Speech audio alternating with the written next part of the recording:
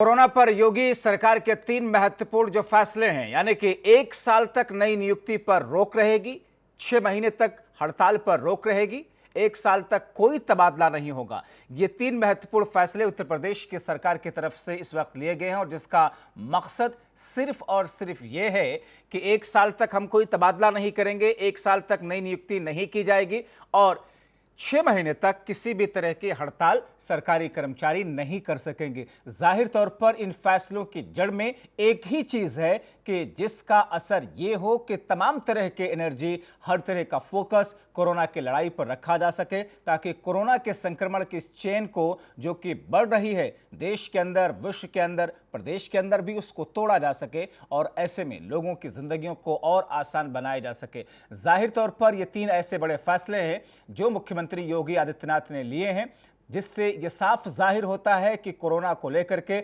सरकार की संजीदगी के साथ में न सिर्फ आगे बढ़ रही है, बल्कि उसके वो बेहतर नतीजे जिसकी उम्मीद सरकार कर रही है, उसको धरातल पर लाने के प्रयास भी तेजी से चल रहे हैं।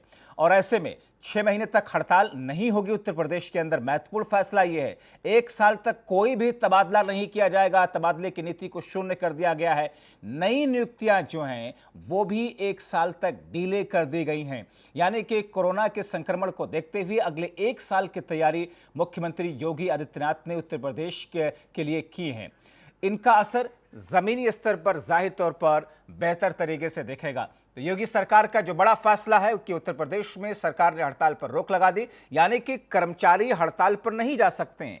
आवश्यक सेवाओं में लगे कर्मचारी अब हड़ताल नहीं कर सकेंगे। यह फैसला उत्तर प्रदेश की सरकार का, और सरकार के निर्देशों का पालन करना अति अनिवार्य होगा, जरूरी होगा। निर्देशों का उल्लंघन करने पर सख्त कार्रवाई की जाएगी। योगी सरकार ने एस्मा को लागू कर दिया है, यानी कि जो कर्मचारी हैं, जो सरकारी कर्मचारी हैं, वो लोग किसी भी तरह से किसी किस्म की कोई भी हड़ताल नहीं कर सकते हैं। इस बीच में क्या कहा गया, आइए सुनते हैं। आज उत्तर प्रदेश सरकार ने कर्मचारी संगठनों पर एस्मा लगाकर हड़ताल को प्रतिबंधित कर दिया, जबकि हमेशा देखा गया है कि जब आंदोलन होता है या हड़ताल बड़ी होती हैं, उसके पहले या तो 2-4 दिन पहले लगता है या हड़ताल के दरमियान लगता है, जब हड़ताल कंट्रोल नहीं हो पाती है। ये पहली बार है कि जबकि हड़ताल का कहीं नोटिस नहीं है, तब हड़ताल का एस्मा लगा दी गई। ये कहीं ना कहीं उच्च अधिकारियों द्वारा ये गलत। कोरोना काल में वित्तीय संकट से उबरने के लिए योगी सरकार ने सरकारी राज्य कर्मचारियों का भत्ते में कटौती की थी। करीब 8 तरह के भत्तों में कटौती की गई थी, जिसके बाद राज्य सरकारी कर्मचारियों में काफ़ी रोष था और 27 मई को आंदोलन की धमकी भी दी थी। जिसके बाद योगी सरकार ने अब एस्मा लगा दिया है, यानी कि 6 महीने तक कोई भी किसी भी प्रकार का आंदोलन या धरना प्रदर्शन नहीं कर सकेगा, क्योंकि योगी सरकार की मंशा है कि वो पहले से ही कोरोना से लड़ रही है और वो किसी और चुनौती के लिए फिलहाल तैयार नहीं है। अब एस्मा लगने के बाद सरकारी कर्मचारी जो भी धरना प्रदर्शन करने वाले थे उसको रद्द कर दिया है, लेकिन फिलहाल सरकारी राज्य कर्मचारियों में रोष अभी भी बरकरार है।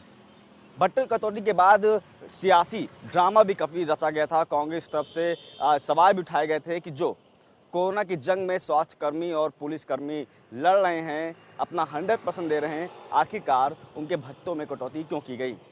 राज्य सरकारी कर्मचारियों की भी यही मांग थी, क्योंकि उन्होंने अपने वेतन में भी लड़ने के लिए सीएम केयर फंड में दान किया था, उसके बावजूद उनके भत्ते में कटौती क्यों की गई है।